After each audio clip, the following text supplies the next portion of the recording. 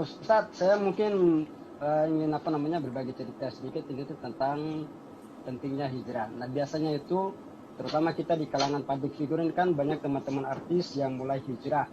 Namun terkadang juga mereka itu terkotak-kotak.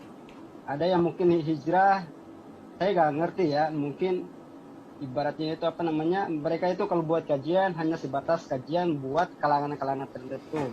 Contoh misalkan dia mengikuti kajian si A, namun dia mengabaikan dengan kajian si B. Nah, bagaimana pandangan Ustadz agar supaya kita ini Islam ini menyatu, apalagi kita di kalangan public figure. Saya sekarang kan bergabung dengan teman-teman di musyawarah. Nah, teman-teman musyawarah itu punya konsep itu bagaimana kita membangun sebuah jembatan agar kita mengajak semua para ulama kita itu bersatu, bahwa Islam itu adalah satu. Nah, Masya Allah. Pencerahan dari Ustadz untuk memberikan pencerahan kepada kami. Subhanallah. Nah. Iya jemaah. Ini sebuah pandangan yang indah sebenarnya. Tatkala kita ingin menyatukan umat Islam ya, kita ingin para ulama bersatu. Semua menginginkan itu.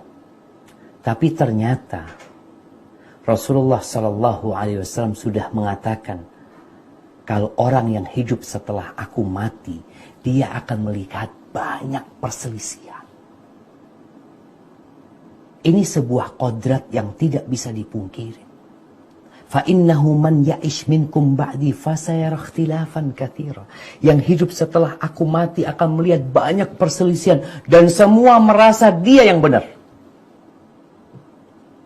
Dan itu sudah terjadi setelah meninggalnya Rasul Sallallahu Alaihi Wasallam. Muncul kelompok A, muncul kelompok B, terus. Bahkan kita tahu siapa yang membunuh Uthman bin Affan. Muslim. Siapa yang membunuh Ali bin Abi Thalib? Siapa yang membunuh Ali bin Abi Thalib? Orang kafir.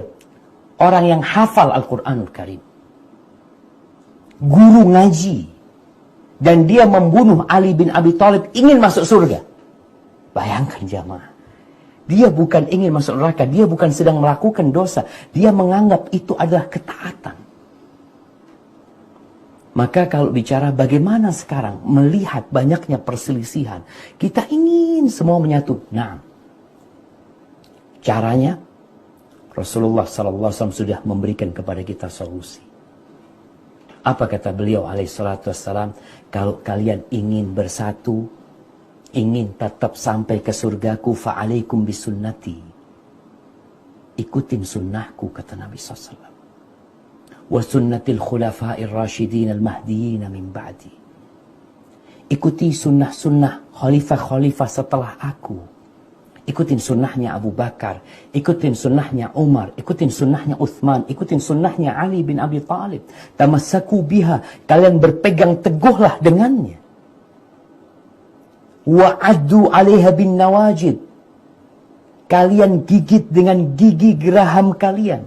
Wa iyyakum wa muhdatsatil umur. Hati-hati dengan perkara-perkara yang baru dalam urusan agama ini. Fa inna kulla muhdatsatin bid'ah. Sesungguhnya setiap perkara yang baru dalam urusan agama itu disebut bid'ah. Wa kulla bid'atin dhalalah. Jadi usaha untuk menyatukan umat, ya, itu harus menjadi target seorang muslim. Tapi pertanyaannya, kita mau satukan mereka di atas apa? Di atas sebuah partai? Kalau kita bicara partai, ya, ada banyak partai Islam. Di atas sebuah ormas, ada banyak ormas Islam. Dan semua mengaku ormas mereka mungkin yang paling benar. Di atas yayasan, atau di atas apa? Ada sebuah ungkapan yang mengatakan, udahlah kita ini saling tolong-menolong untuk perkara-perkara yang kita sama. Untuk perkara yang berbeda, ya kita saling memaafkan. Ya, ungkapan ini ada benarnya, tapi ada salahnya.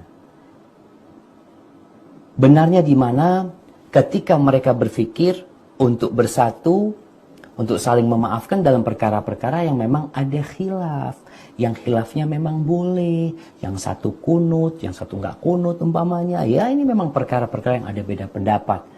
Dan alhamdulillah ada ruang di sana untuk berbeda pendapat, kita saling toleransi. Tapi ada perkara-perkara jamaah yang memang nggak bisa disatukan.